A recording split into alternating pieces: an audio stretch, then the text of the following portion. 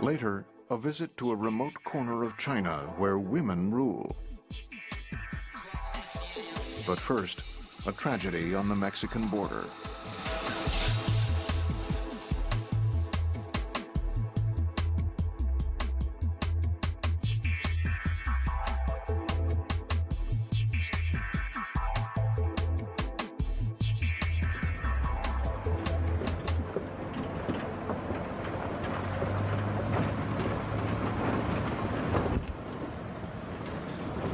The bus ride from Mexico City had taken 6 hours.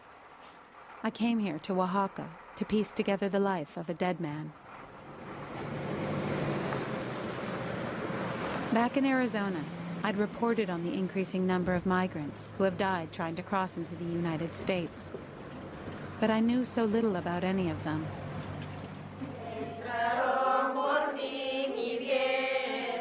In Agua del Espino, I found a village of Zapotec Indians mourning the loss of one of its sons.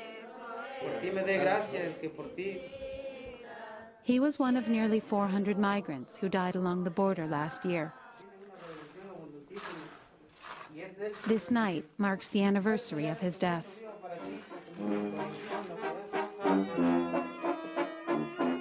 His name was Matias Garcia. He was 29 years old.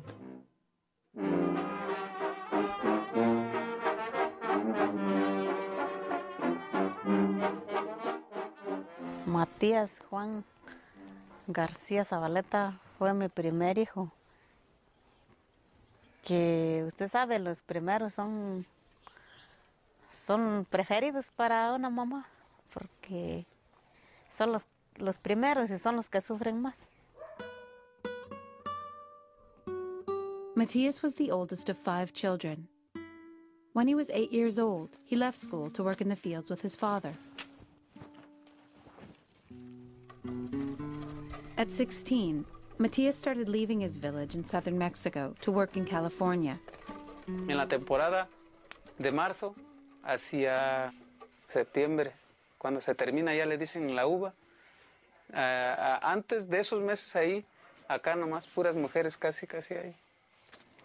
Todos emigran, pues todos se van para allá. Matias left each spring, but he would return every fall. La gente quiere mucho al pueblo de nosotros, pues porque es la tierra donde vivimos o donde nacimos, y por eso aunque va a trabajar a los Estados Unidos, pero regresa porque es su tierra de uno. Aunque no tiene uno ni a dónde trabajar para sacar dinero, pero pues tiene uno su terreno para vivir, no está uno pagando como pagan en los Estados Unidos. Matias' wife Isidra feeds the family with the corn and beans they grow. The money he earned in the north helped build their home and clothe the family. It sent his sons, Juan and Elias, to school. 2 years ago, Matias decided he would stop crossing.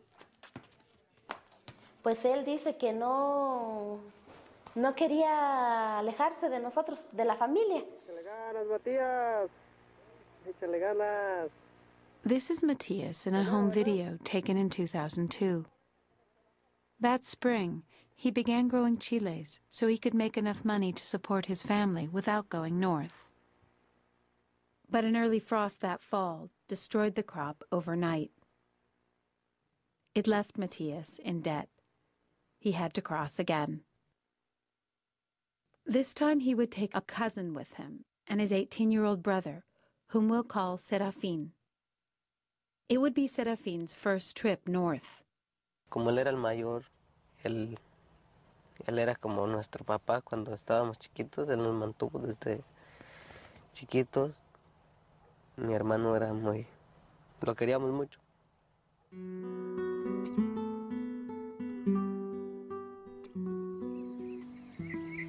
The men set out on May 28, 2003.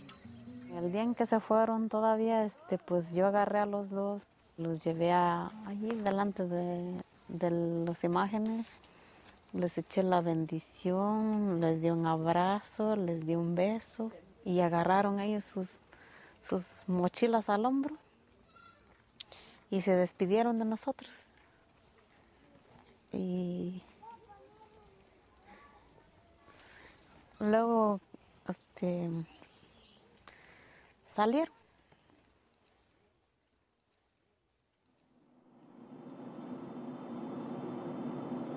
Their mother wanted them to avoid a 3-day bus ride and save their strength for the journey.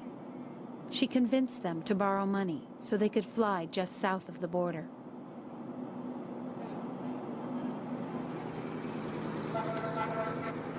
They spent the night in Sonoita, a popular crossing point along the Mexico-Arizona border. Like most migrants, they hired a coyote, or smuggler, to guide them. He told them to buy 2 gallons of water each. Tenía mucho miedo porque pues yo no sabía ni qué iba a pasar, no sabía ni cómo era. Luego nos dijeron que pues íbamos a caminar. Pues yo tenía más miedo para caminar. On Friday, May 30th, it was 104 degrees. The group started walking at 5 in the afternoon to avoid the worst of the desert heat. The men walked all night. They crossed more than 20 miles.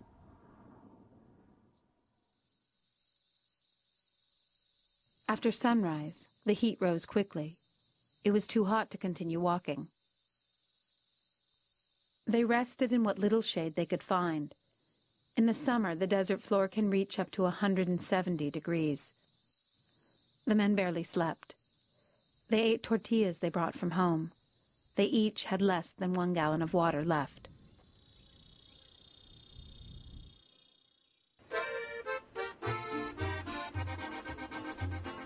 The journey north wasn't always so difficult. For years, most Mexican migrants entered the United States from Tijuana. Matias' uncle made the trip many times. Porque todavía yo gané pasar en las inmediaciones de Tijuana, ¿sí? Pues era un paso que nomás iba al cerrito y pum, ya se llegaba. No, allí, por ejemplo, nomás le decíamos aquí, nomás vamos al brinco, ¿no? Por ejemplo, aquí está la línea de Estados Unidos, pues nomás nos íbamos por allá a dar vuelta, ya caíamos por los cerritos ahí, ya vamos a San Isidro, por allá, luego me da entrada. Allí venían ya los taxis de Estados Unidos para llevarnos para allá. In 1990, Matias first went north through Tijuana. 4 years later, the U.S. entered the North American Free Trade Agreement. At the same time the U.S. opened the border to trade, it made it harder for people to get across, with a new strategy called Operation Gatekeeper. The Border Patrol reinforced the old fence with a series of walls between Tijuana and San Diego. They hoped to push migrants east into the desert. They thought the rugged terrain would act as a natural barrier and discourage people from entering the country illegally. But it didn't. Hundreds of thousands of migrants began crossing the desert, first in California, then in Arizona.